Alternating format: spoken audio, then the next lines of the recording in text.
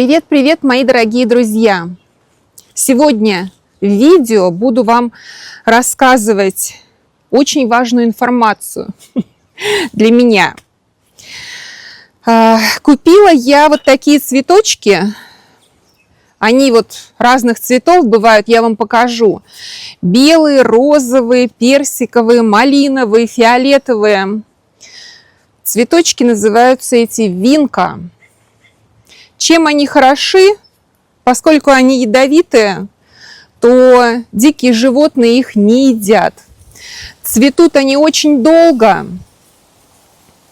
На зиму, к сожалению, они вымерзают у нас, потому что у нас зимой бывает похолодание ночью. Обычно это ночью -6, иногда редко, но бывает -9.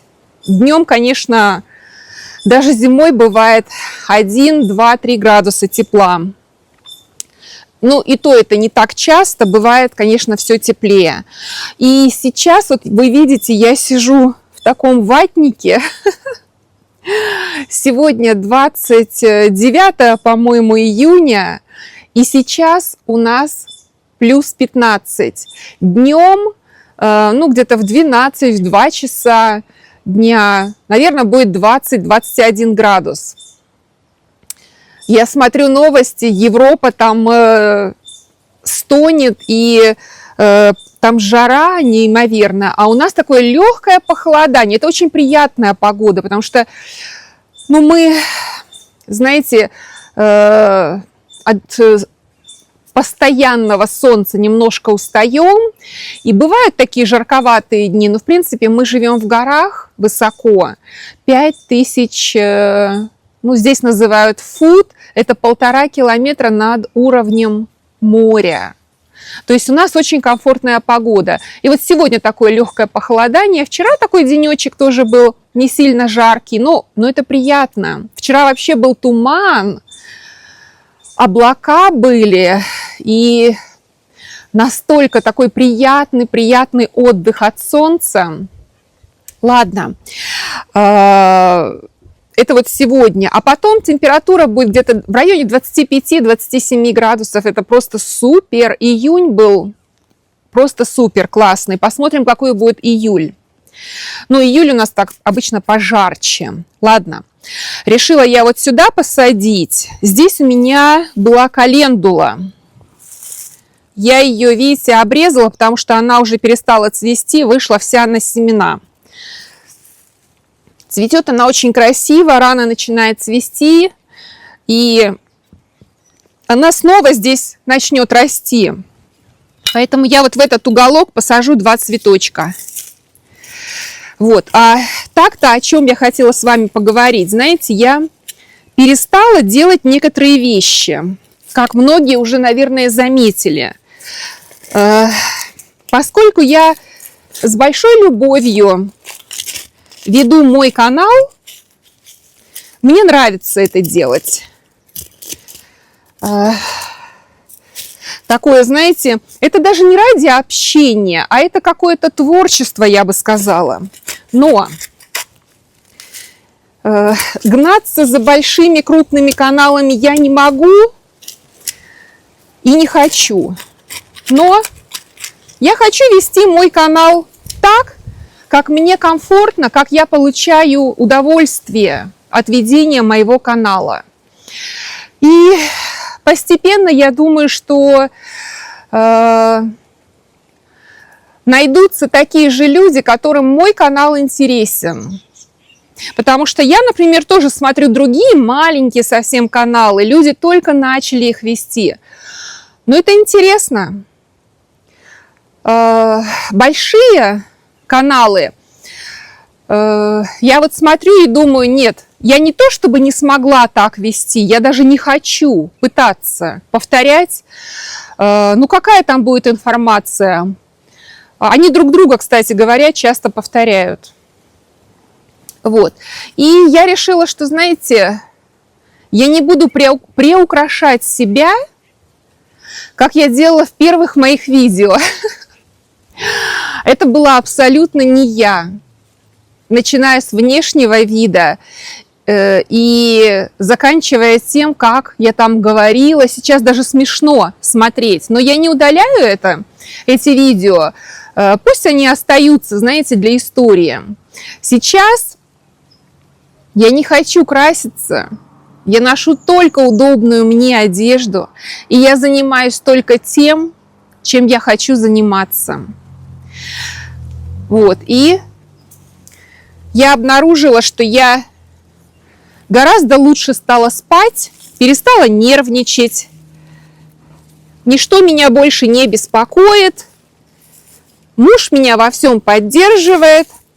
Единственная его критика была, знаете, последнее мое видео перед этим, там компьютер сделал автодубляж на английский язык.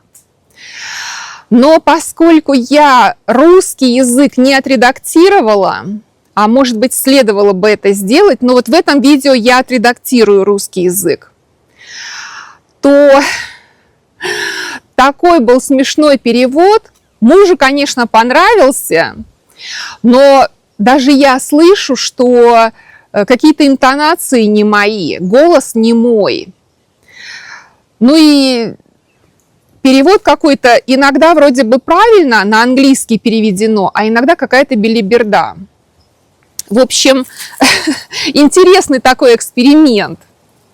Вот, попробую с этим видео откорректировать сразу же русский язык и посмотрим, как получится автодубляж. И замечание там мужа моего было в том, что я делаю слишком длинные видео. А я считала, что наоборот, видео 30-40 минут, нормально. Он говорит, нет, это тяжело смотреть, и особенно аудитория, так скажем, англоязычная. Максимум, говорит, 10, ну не более 15 минут. Так что выходим на новый уровень.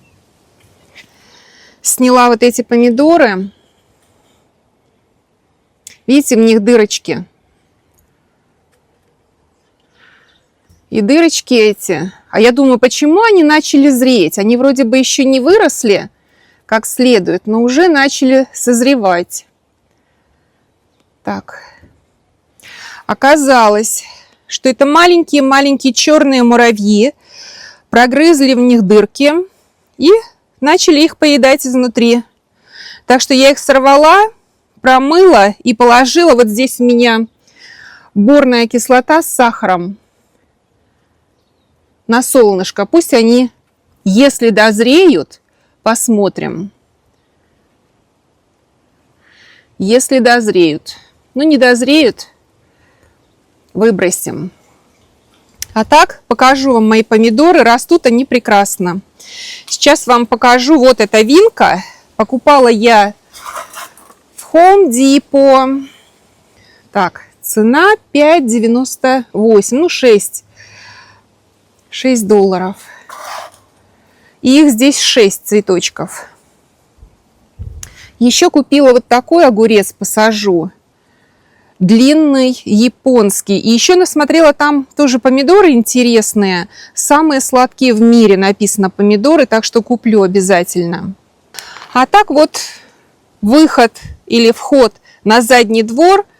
И вот здесь я убирала землю, потому что гофр здесь у нас обитал, и он выкапывал очень много земли.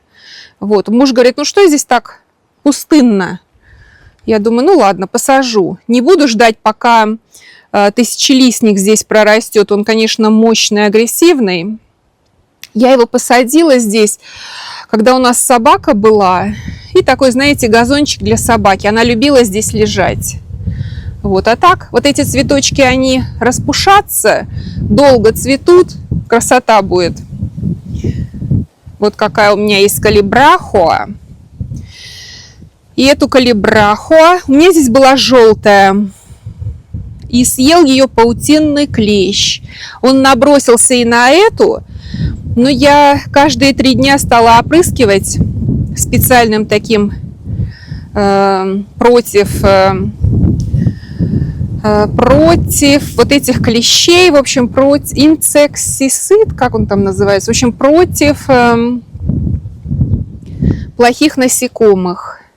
И он начал хорошо цвести. Красивый такой цветочек.